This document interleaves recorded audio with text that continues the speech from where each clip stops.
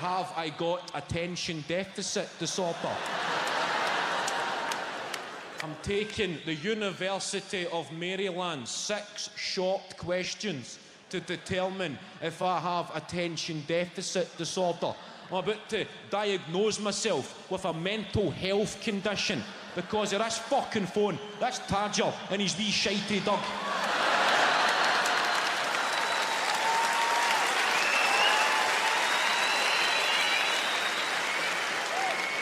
Even my dog is looking at me as if, get over it, Kev, hurry up and throw that tennis ball. Give me a minute, Annie. I'm no well, I'm mentally ill. Please be patient. I need your support just now, dog.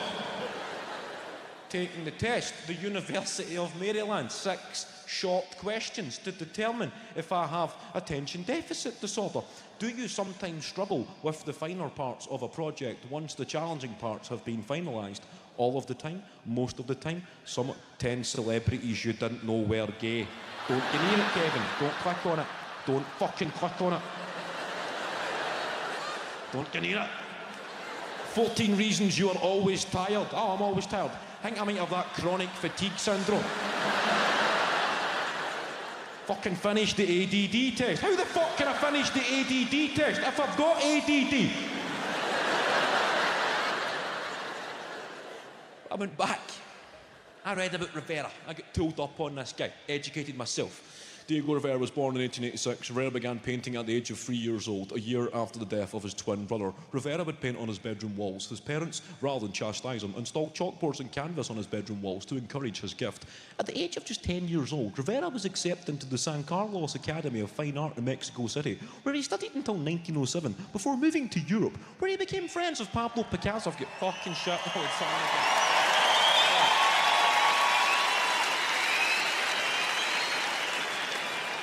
Off to the gym. I've lost a bit of weight. Don't know if anybody noticed that there. Lost a bit. People worry about you in this city when you lose weight. I had a guy shout, "Fuck's sake, Kev, have you got AIDS?" Which is just the local way of saying, "Looking sharp, Kev. You've been working out." I've got a jaw. What that? Jaw. Never had a fucking jaw in my life. I've always been fat. I was fat my whole life, right through school. This has been a long time coming. I was 18 stone when I was 18. I was fat at school. That was tough. Sitting in a plastic chair at school at the end of every class, knowing there's going to be a sea of sweat that's been separating the two hemispheres of your arse. Sitting beside the lassie that you fancy, having to do that slide, trying to wipe it as you're getting up.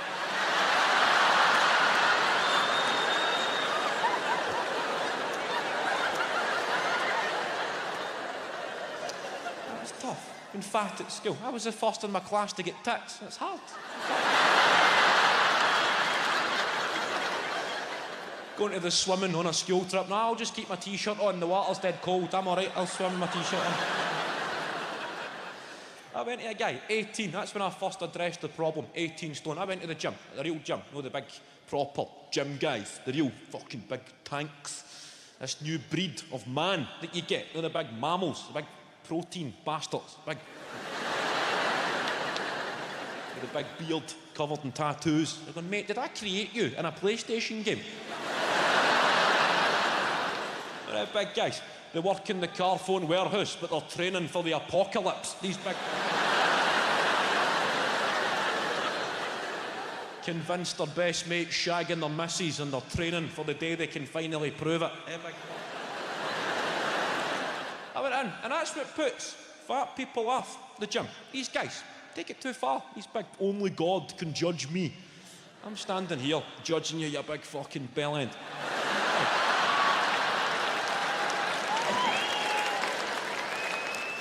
I went to the guy. I said, "Look, mate, I'm trying to lose a bit of weight."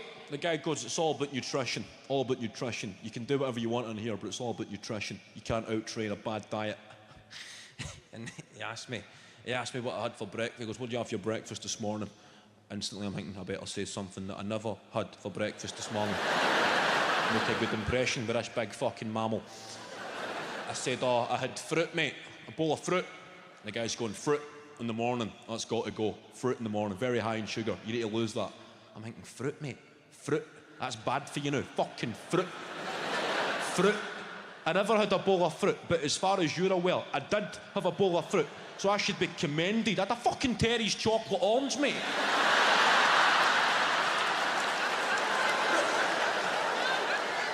You've no idea how low I would stoop for breakfast. Cold pashwari naan with Nutella on it. I've been there, mate.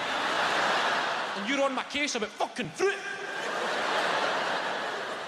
I used to have 4 raspberry ice poles and a wham bar for breakfast, 8:30 every morning for 6 years.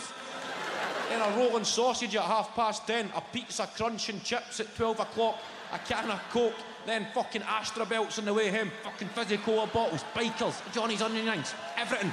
And I would...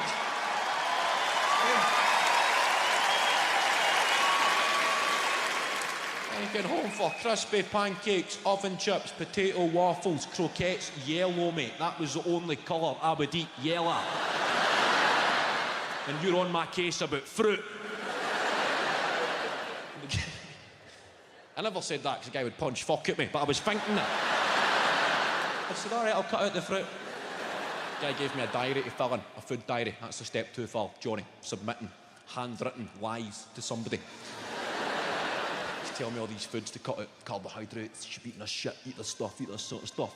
I'm filling in my food diary on the internet, reading about superfoods, trying to impress the big man. Monday morning, I had avocado. Here, what the fuck's avocado? In case this guy asks me. You have it on toast? Or he'll go off his seat if I say toast.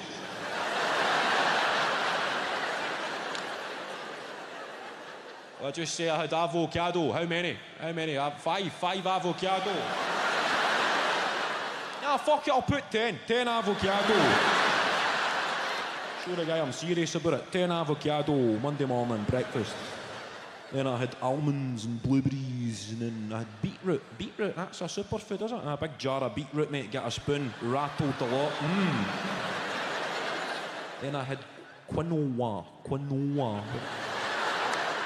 Am I saying that right? Quinoa. What the fuck is quinoa? Quinoa? What the fuck is that? Click on images. It's a powder. Snorted a couple of lines of quinoa.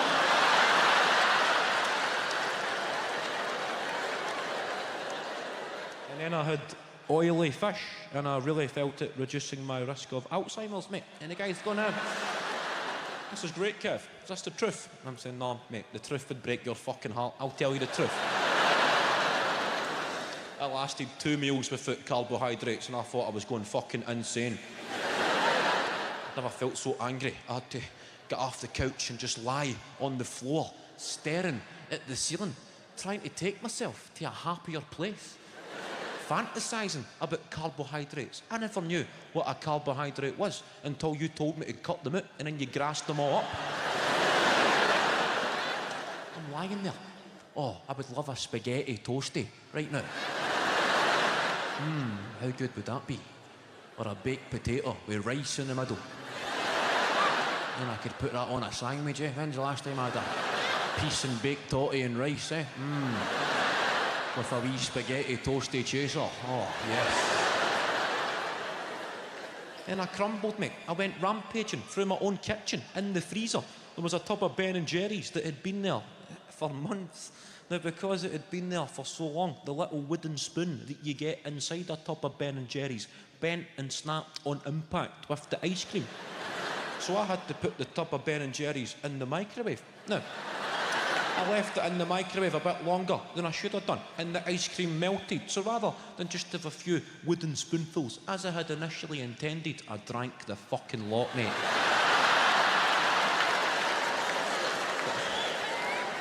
I never knew how to fit that into Monday evening's column. We're paying it back. 1.5 trillion. That's the plan. Reduce the deficit. The deficit means you spend too much money, don't bring enough money in. Tory solution, make cuts. I think we just need to start making some more fucking money. All these billionaire psychos putting their taxes into the Cayman Islands. They tell you that as if the money's irretrievable. Fucking invade the Cayman Islands. Get it back. What the fuck are the Cayman Islands going to do about it? Instead of getting after disabled people and fucking single parents. That takes balls, doesn't it? That takes balls. George Osborne, Ian Duncan Smith. Going through disabled people's doors, this is your fucking fault, mate. You. We could go after tax-avoiding multinationals. We could go after Vodafone, Starbucks, Amazon, Google, Gary Barlow, but it's your fucking fault. You.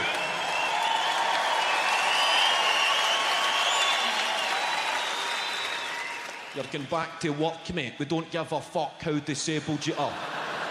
Or you're paralysed from the neck down. We don't give a fuck, mate. There'll be a farm out there looking for a scarecrow. Fucking get to work.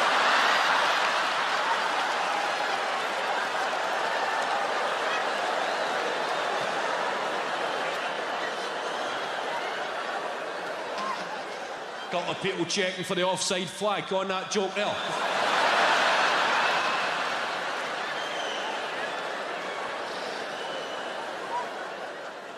Maybe an extreme example, but that's their ideal world, cutting benefits, and people fall for it. People believe it. I hear folk moaning. I hear them. See them on Facebook. You discover through Facebook you hate your own fucking aunties. Reading their shite. I have worked my whole life, and I've worked 2 jobs since I've been 12 years old, and I think it's a disgrace that these people are sitting on their fat arses.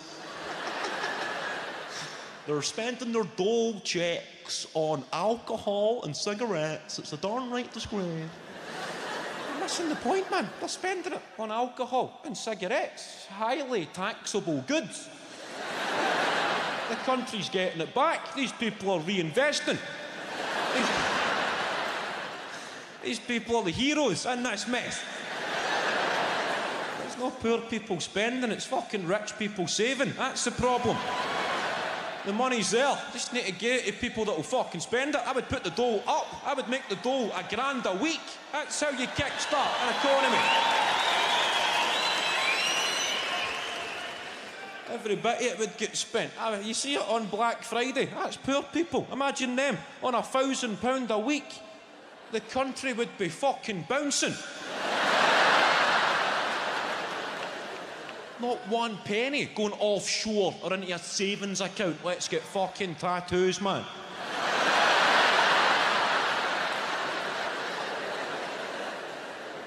People arriving at the job centre in taxis to sign on. Just keep your meter running, my man. I'll be 5 minutes. That's the dole up to $1,000 a week, Denise. You still wanting your tits done? I will get the hot tub. Aye, fuck it, why not? $1,000 a week. I've made a bit of dosh, thanks to you people. I've fucking moved on. I've made some cash. I'm on the property ladder. That's what I've done. Bought a house. I bought a house off a neurologist. That builds a inferiority complex. I'm showing up by his gaff in a fucking super dry hoodie. Guys gave me the tour. Showing me his PhD. That's nice, mate. We'll get that done, get that painting and the dogs playing poker up there. That'll be nice. I grew up in a council house. I grew up in Clydebank. Got a people know that. Famous place. Famous for wet, wet, wet. Marty Pello, he's the only guy who ever left Clydebank to become a heroin addict.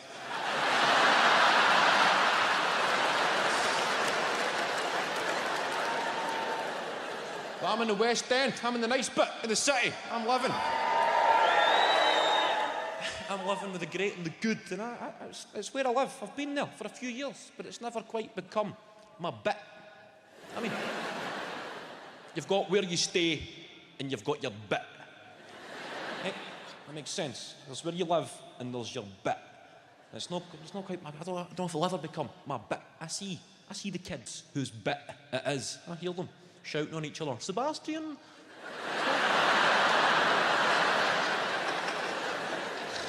Sebastian, we're over here. Sebastian. I hear a name like Sebastian. I'm hoping to look up and see a Dalmatian. No, that's me fucking guy. Sebastian making his grand entrance with his purple blazer on, his perm wafting in the wind, a cello on his back.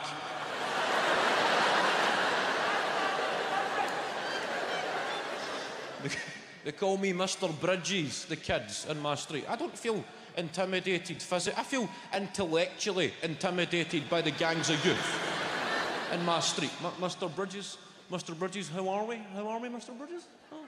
Well, the family and I sat down to one of your performances on the television over the festive period, Mr. Bridges. A tad coarse in places. However, I would be lying if I said I didn't allow myself a chuckle, Mr. Bridges. A wee guy, I'm at my fucking depth trying to talk to him. I'm having to raise my game to talk to a 10-year-old. I can't have a normal older guy to a wee guy conversation. Who's the best fighter in your school then, Sebastian? Well, I'm the chair of the school debating team, Mr. Bridges. There have been a few heated exchanges, but we've not quite come to blows yet. His wee pals beside him, fucking de-seeding a pomegranate with his fruit knife. Yes.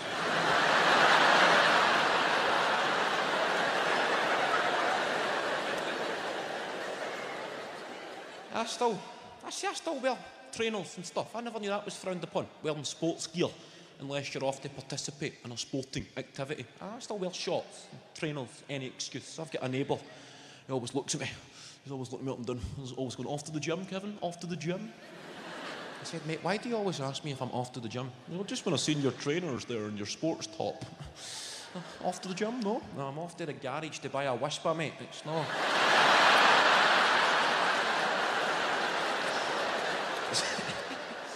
It's not a fucking black tie event, mate. I try and blend in. I'm quite a friendly guy. I've got a dog, for example, right? That's how you get to know your new neighbours, right? You become part of your local dogging community. I get a dog, right? That's your buddy. I get a dog. And you get in the park, dogs there. Other dogs come over, start to play with your dog. You pat the other dog and you get talking to the owner. Quite a sociable experience, right? I'm in the park, my dog's there, another dog came over, began to play with my dog, began sniffing my dog's arse and sniffing away, having a fucking great time. I'm patting the other dog, and I said, and who's this? That's dog walker talk for what is your dog's name? That's how you strike up a bit of chat. I said, and who's this? And the guy goes, well, this is Diego. And I thought, oh, naming the dog after Diego Maradona, mate, that will explain the sniffing then, right? I thought that was the ideal thing to say. Fucking hilarious. I've got a voice in my head going, superb, Kev.